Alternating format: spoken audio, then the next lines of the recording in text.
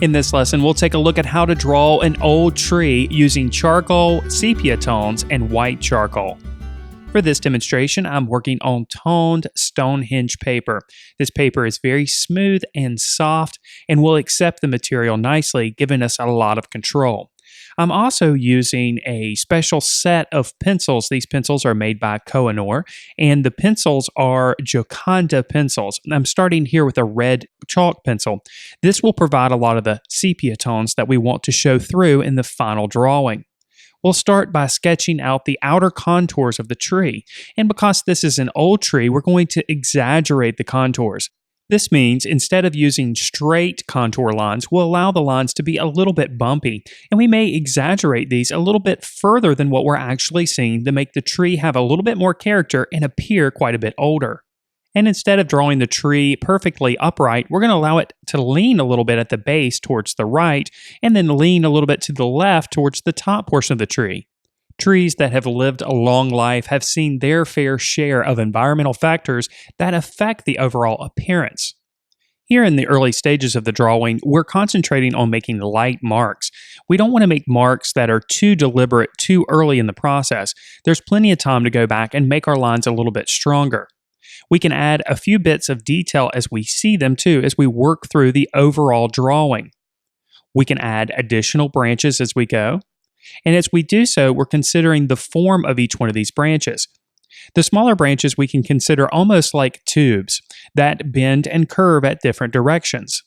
This is even true for some of the much smaller branches that we'll begin to add now. Of course, these smaller branches bend and curve at unpredictable angles, and they also taper as they extend out from the base of the tree. These smaller branches, of course, overlap each other. And we'll continue to add some medium-sized branches as well as we see them. And of course, some of these branches extend outward towards the viewer, and some extend away from the viewer as well. So you'll have to pay close attention to the tree that you're drawing to see these, but it's always important to include at least a few of these to make the tree feel a little bit more three-dimensional. Then we'll go back and start to add some indications of some leaves here and there. The focus of this drawing, of course, is on the trunk of the tree, but we still will include some impressions of the leaves. A loose, sketchy circular pattern is created to create this texture.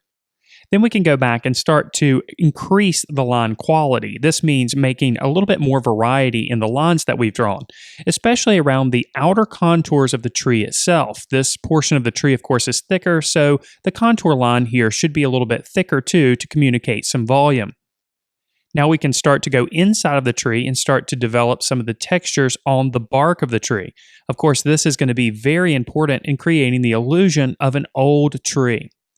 Now, if we take a closer look at the texture of the tree, we can see here that our contour lines, or rather our cross contour lines, should change direction according to the different section of the tree. This particular tree has quite a bit of knots and protrusions that are happening there, and in each one of these sections, the line direction changes.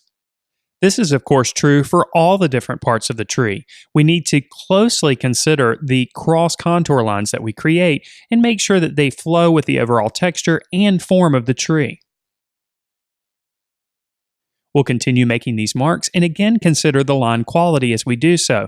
These lines should not be as thick as the outer contour lines that we created. Instead, these lines are smaller and produced with a lighter touch.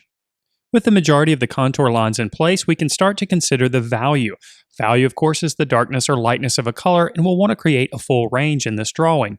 We'll start by applying applications of the white charcoal pencil.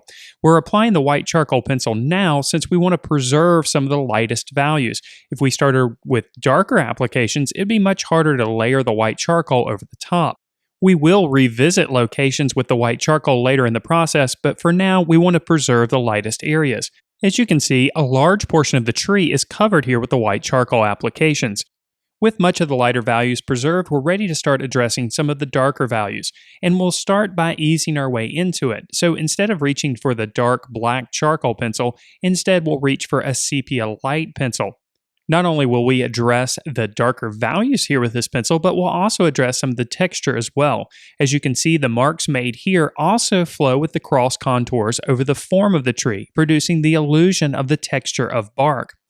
We're going to focus mostly on creating these darker values on either side of each one of the portions of the trunk and dominantly on the right side of the trunk. Our light source is originating from the left side in the scene, meaning that most of the darker values are going to exist on the right side of the tree. Now, since our tree is curved, however, a lot of the lighter values are going to exist closer towards the center portion of each section of the trunk. This means that some darker values will actually happen on the side that's closest to the light source. Here again, we'll consider creating a bit of line quality, so we'll adjust the pressure that we place on this pencil to produce lighter lines as well as darker and thicker lines as well. With a little bit of a closer look, we can see that the texture changes on the bark itself as well. In some areas, we'll create straight linear lines, and in other areas, we'll create small circular strokes to create the texture. Sticking with this pencil, we'll also address some of the smaller branches that extend out from the core of the tree. Again, these marks are thicker and taper as they extend outward. We'll go over a few areas with the white charcoal pencil, easing the transition of contrast if needed. Now we can start pushing some of those darker values even further, this time with a black charcoal pencil.